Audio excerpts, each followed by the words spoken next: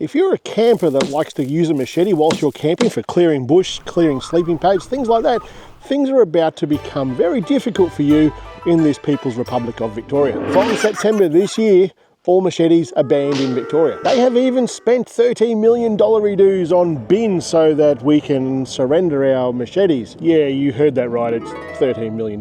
Today we're going to break down what that ban means for us in the camping community, any loopholes that we may be able to jump through, as well as what you can use as an alternative to machete. Now, I don't really want to go too much into why there is actually a machete ban. Let's put it into this little nutshell here. I'm the captain now. There's been some crime in the capital city of this state right here. And what happens is the government, because they can't control this, they don't want to ban the people, they're going to ban the tool. And as a result, we all have to surrender our machetes so that we don't go and create this crime that we were never doing before. And before anyone carries on about you don't need a machete for camping, that's not the point. The point is, I use one, I shouldn't have to give it up. And if you use one, you shouldn't have to give it up.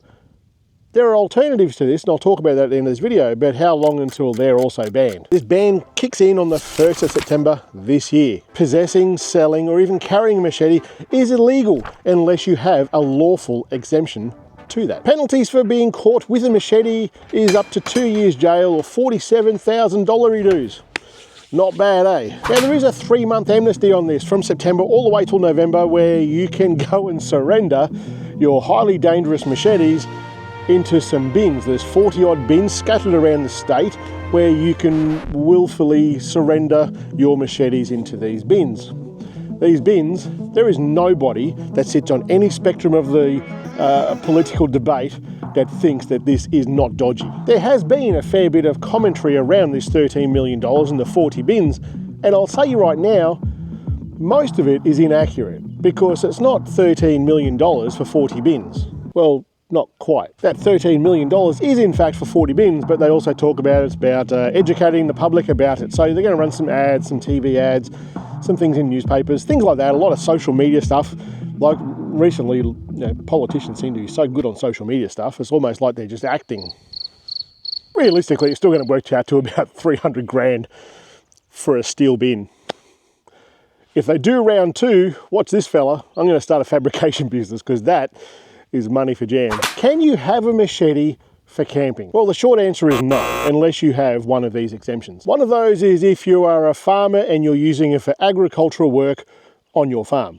You do get an exemption for that. You don't actually have to do anything, it's just there. It's in the legislation for that. 2 is for cultural and traditional significance. That is, if you are part of a recognised cultural group, you can't just go and start a camping cultural group. You can apply to have an exemption. Number 3 is if you're a collector of these sort of things, and if you are a collector, you already know all about this. There's also a governor in council exemption, and if you're in that arena, you'll know about that as well. You may well think that the closest you're going to come to it is someone like myself who has a farm and I am a primary producer. If you are in that situation, you will, by the sounds of it, you're going to need to provide some proof of that sort of thing if you're asked for it. But you're not, just because I have a farm and we are registered as a primary producer, it doesn't mean that I can carry a machete out camping. It's for 2 different reasons. You've got to have a legit reason to have it in your car if you ever get checked for it. If you are just out bush and you think, I've got a machete, I'm just using it to cut some firewood, clear some brush, that's not a qualification for having an exemption. Sorry. The reality for us campers is this. If you already own a machete and you have no exemption, you've got to surrender into one of these $300,000 bins. That's the reality of it. That's the law. The irony in all of this is the alternatives that are available for us campers. 1, you could go and get one of those folding saws and use that to cut through brush.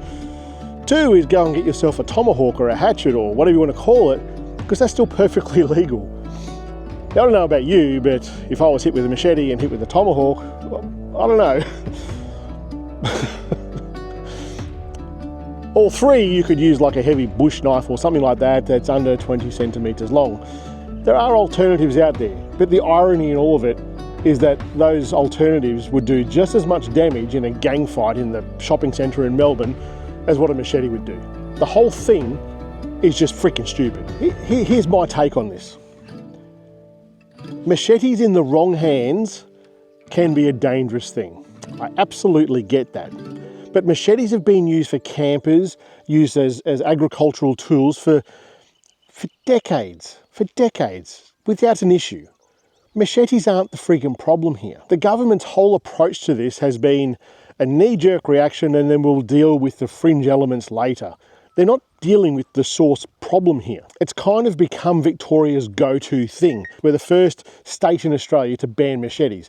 We had the longest lockdowns of anyone else in the world. You know what I would hate to be right now? I'd hate to be a policeman in this state, because there wouldn't be a logical thinking person right now who says, if we ban the machetes and get the machetes off everybody, the African crime gangs in Melbourne with their machete fighting is going to stop.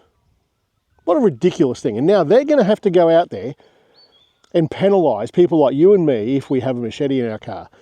Don't do an ounce of crime, use it for an actual tool that it is intended to use it for, and then they're going to give you a fine for it. Or worse, send you to jail. Crazy. And that $13 million, I don't know, I reckon there's a lot of brown bags being passed around between people in there, because I just cannot get my head around how you could sit there and talk to the media with a straight face saying that this is money well spent. You've got to be kidding me. Like, think about how many police you could fit out with $13 million. Think about how many fire trucks. Think about how many park rangers you could employ for $13 million. Give me a break. It's very similar to the whole gun buyback thing. If you're old enough to remember that, tell me this isn't similar. Some lunatic did something somewhere, and we all the law-abiding people have to pay the price for that.